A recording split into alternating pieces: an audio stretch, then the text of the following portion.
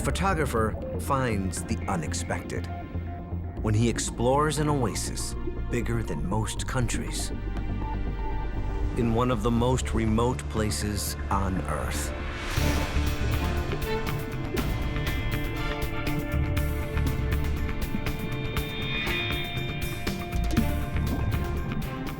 We're completely isolated.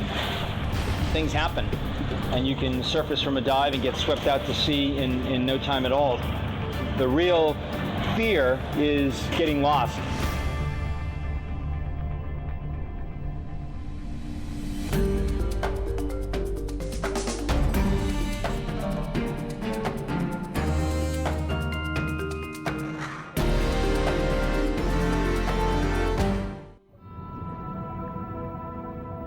I was a kid from a working-class town in Massachusetts, and I suppose the chances of making a living as an underwater photographer were probably 1,000,000,000 to 1. I can remember as a child looking at the pages of National Geographic magazine on my parents' living room floor and first wanting to be an explorer. So when I was about 14 or 15 years old, I started scuba diving. I bought an old used camera, taught myself how to use it, eventually getting that first assignment for National Geographic. Brian Scarry has logged more than 15,000 hours underwater, nearly 2 years of his life. Time well spent. His latest assignment for National Geographic will take him to the rainforests of the sea, coral reefs, one of the world's most diverse ecosystems. Reefs sustain more than 4,000 species of fish. They feed, employ, or protect 500 million people. They may even hold the miracle cures of this century, but reefs themselves are sick. Almost 20% of the world's coral reefs are destroyed. Almost half of those left are stressed by runoff, pollution, and overfishing. So where on earth can scientists go to see a healthy reef? To the middle of nowhere. By plane from LA to Fiji. Then by boat for 1,600 kilometers to one of the most remote spots on Earth, the Phoenix Islands. In 2008, the government of Kiribati set aside the Phoenix Islands as the largest marine sanctuary on the planet, an area bigger than Paraguay. Longlining is banned. Instead, scientists fish for data. You can't just set up marine protected areas and then leave them alone. Greg Stone leads an expedition from Conservation International, the New England Aquarium, and National Geographic. So the purpose of this trip is to do a periodic swing through as many islands as we can and dive as many reefs as we can and make as many natural history observations as we can. The expedition will document the health of the reefs, with the scientists collecting data and Brian taking pictures.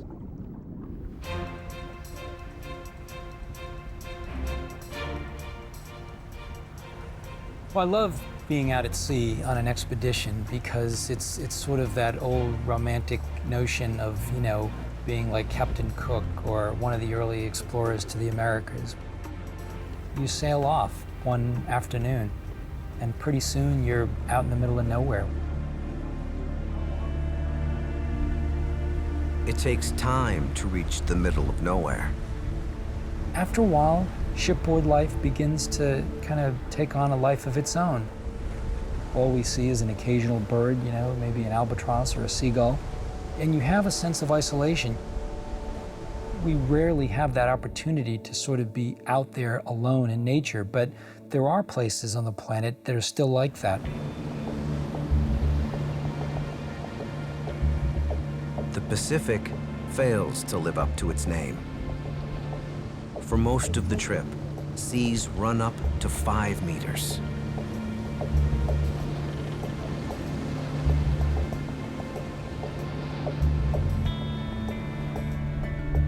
After 5 days, landfall.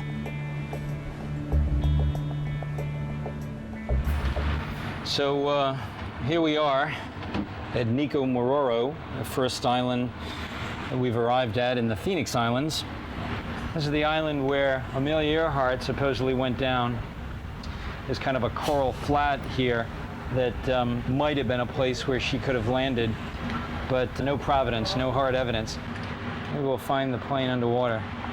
Who knows? It's taken longer than we anticipated to get here. It was thought that we'd have about a 4.5 day transit, but we've been at sea for almost 6 days, which means we're a little bit behind. I've only got 10 or 11 days, and a normal assignment for me is maybe 10 or 11 weeks. In a place like this, with just a little over a week, it's going to be hard. Thanks, no. I have to spend literally every minute that I can underwater.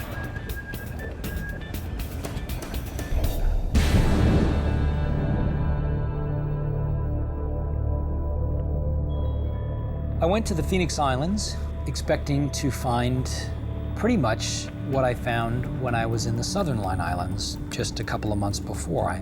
I thought that it would be much the same. Beautiful, beautiful 100% coral cover, 80% hard coral cover, lots of sharks, some fish schools, the usual suspects. We get out to the Phoenix Island, and what do we find? Lots of coral, but it's all dead.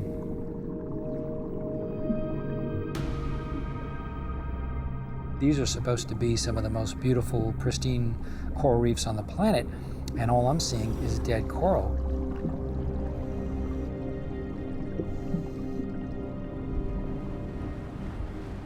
The Phoenix Islands sit atop the very source of an El Niño, a cycle of warming water. Normally, that warm water dissipates across the Pacific. But in 2002, an El Niño began here and stayed here. This place had suffered one of the worst thermal heating events, a bleaching event, on the planet in the last 6 or 7 years, according to the scientists that we were with. But by now, Brian hoped to see recovery, not ruin. So dive after dive, I was finding dead coral, just acres and acres of what once was beautiful, spectacular corals that had now all died because the ocean had become too hot and these corals bleached and they died. For a photographer, a good story means great pictures. Now it was, well, what's the story here?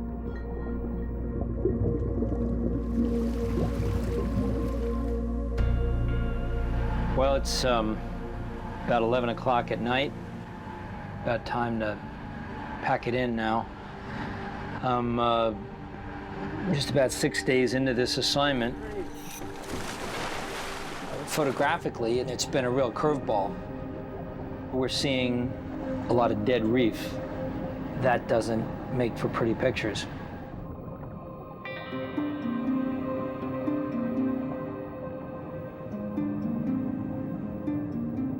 I knew that this was going to be a hard assignment, but it's even harder than I thought. What there have been a lot of is fish. Live fish amid dead coral.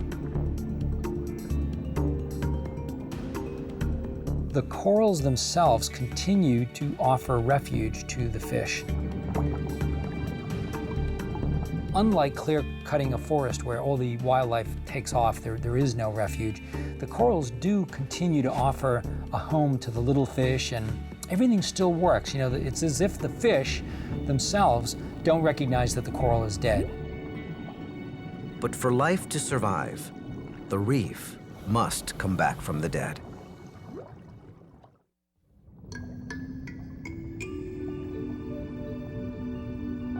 The ocean is a fantastic place to work for a photographer. It represents about 3/4 of our entire planet. And every time you go in the ocean, it's different. It's like looking at a kaleidoscope. It's always changing, there's always movement, there's light, and there's a billion stories there to be told. Trips to the Phoenix Islands are quite rare. You're in a place about as far away from anywhere else on the planet as you can be, and you're having these encounters with wildlife that may or may not ever have seen human beings before. That's pretty special. A special place, but the same old challenges. You're in an alien environment. You're completely reliant on life support equipment.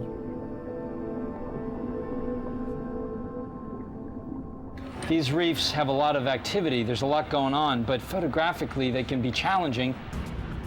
As my cameras have to go in housings, they're not waterproof cameras. I'm using regular SLR digital cameras.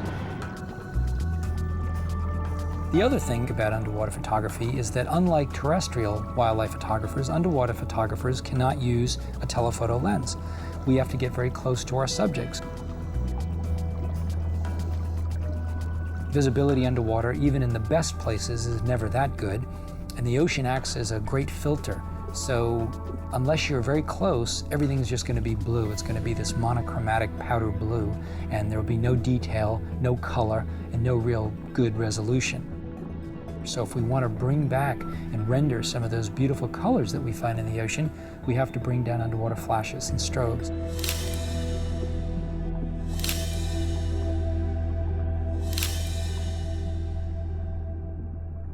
And you have to bring backup. By the nature of expeditions like the Phoenix Islands expedition, you're out there and there's no camera stores, there's no places to go get a AA battery. You have to bring everything with you. So if I bring 12 or 30 cases of equipment, a lot of that is redundancy, it's backup equipment. And sure enough, on day one, I needed it. I plugged in my big fancy underwater lights, my strobes, and lo and behold, some of them were not working.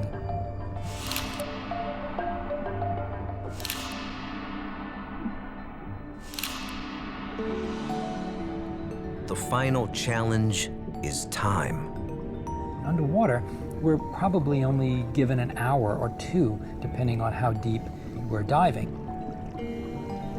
I think that one of the mistakes perhaps emerging photographers make underwater is that there's this sense of urgency where they're swimming all over the place and trying to see as much as possible and photograph 100 different subjects on a dive. I would rather sit in one place and photograph one subject over 2 hours, because for me, it's not about quantity, it's about quality.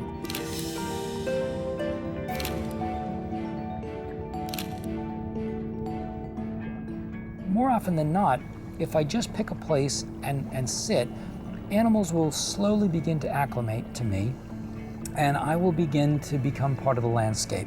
Now, you're never totally going to be part of the landscape because you're this big wetsuit-clad thing that doesn't really belong there, and you're blowing bubbles with your scuba tank, and you're clanging and making noise. But still, it's amazing that if you just take time and kind of be quiet and sit there, you will begin to see things.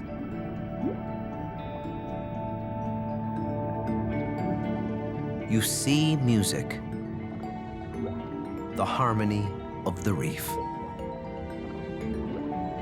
Herbivores eat algae and make room for new corals to grow. Parrotfish, with their namesake overbite, eat coral. Carnivores keep the parrotfish down. And all of this stuff works like a well-oiled machine. It's like a Swiss clock where everything just moves in harmony. So when I'm down on these reefs, that's what I'm looking for. I'm trying to see these harmonies, this balance. It's all about seeing, you know? It's all about trying to find those magic moments, those little relationships that I don't really understand. I made a picture in the Phoenix Islands of these two fish that were swimming together, completely different species of fish. They were just kind of working in harmony. I later spoke to a scientist and asked him what was going on, and he said, well, this is shadowing behavior, where the smaller fish is sort of hiding in the shadow of the bigger fish, and he will dart out and eat his prey, you know, every so often when he gets that opportunity. But I was able to make a picture because I was just sort of watching. I was just sort of sitting and being patient and observing.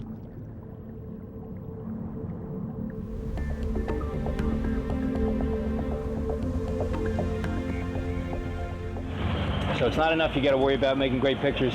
You also have to worry about getting back to the boat. We're so far away from anything out here. We're no boats, not even fishing boats that we've seen in the days that we've been out here. We're completely isolated. Things happen. Weather comes up, currents that you didn't anticipate get strong, and you can surface from a dive and get swept out to sea in no time at all. So the real fear is getting lost. Each diver carries a surfeit of safety gear. A pouch holds a light stick, whistle, and mirror to signal the ship. If that fails, they use the safety sausage. This is about a 5-foot long tube that you can inflate with your scuba regulator or with your mouth if you're drifting on the surface, and by holding it just below the surface, it stands up about 5 feet off the surface of the ocean, allows you to be seen, thus gets lost. Each diver also carries a beacon, visible at night. And then if neither of those works, then we can use the EPIRB. An emergency personal locator. Turn it on and it sends a signal via satellite to the U.S. Navy in Hawaii. The Navy then relays the diver's position to the ship.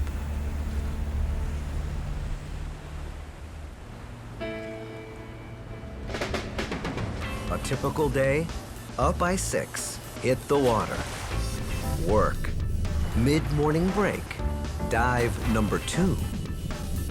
Lunch, dive. Break. Finally, a dusk dive.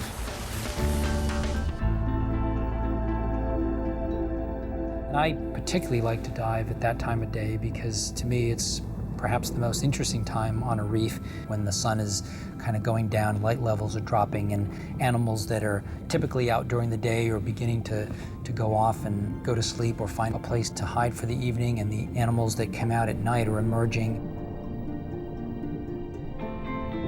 And this massive school of surgeonfish that were sort of this beautiful kind of bluish yellow painterly quality to them just was sweeping along foraging. They were wild. I was kind of keeping my distance and watching them as they moved in this beautiful grace along this shallow water environment. And then I kind of moved in and started making pictures.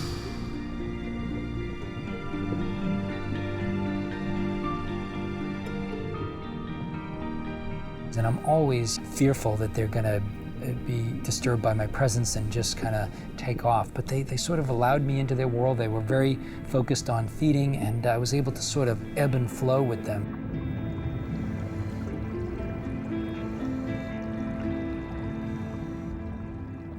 Dusk brings out other diners.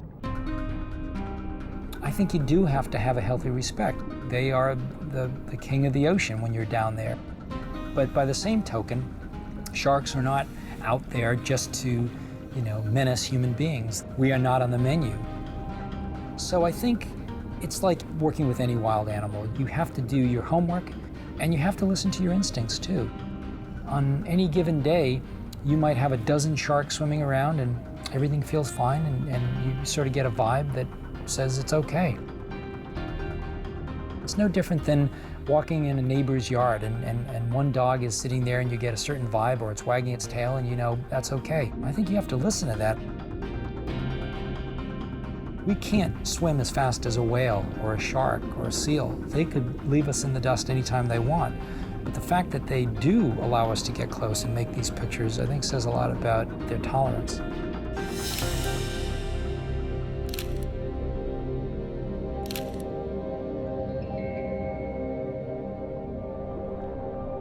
A healthy reef needs predators, but sharks haven't recovered from years as prey.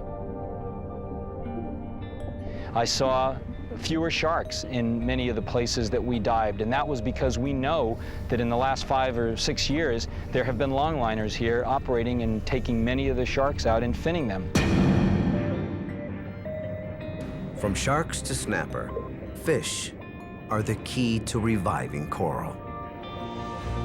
What we recognized was that even though everything had died for the most part, and that this place had sustained an amazing, terrible event, that life was beginning to take hold again. We were seeing coralline algae, this beautiful pink substrate covering all the dead coral. This is the stuff of life. This is where new corals are going to begin to take hold. And as we looked a little further and dove in other islands, we actually saw this coral taking hold. We saw places that were 20% recovered, 30% recovered.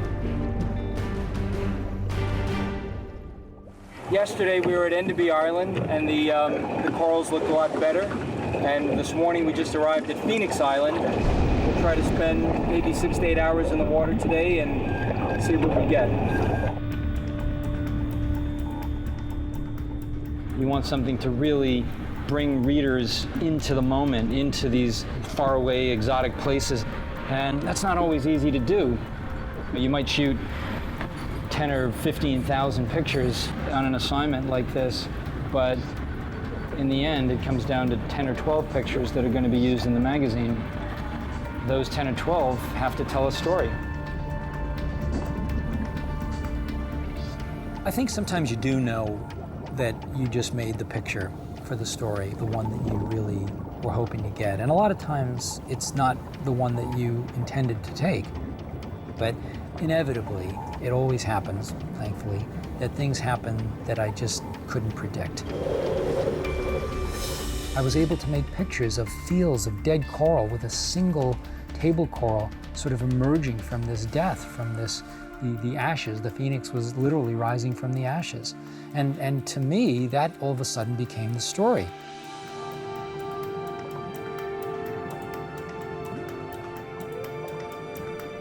What we realize is that everything plays a vital role. So as long as the ecosystem is otherwise intact, the corals will come back because the fish are doing their job to keep it healthy and allow and promote that growth. And the best thing you can do is to keep everything else intact. Don't overfish it. Allow those other fish to do their job, and the harmony, the symbiosis, the balance will be restored. I think it's a great message, and it's quite different than what I anticipated as I was sailing out there. It's a message of hope that life will find a way.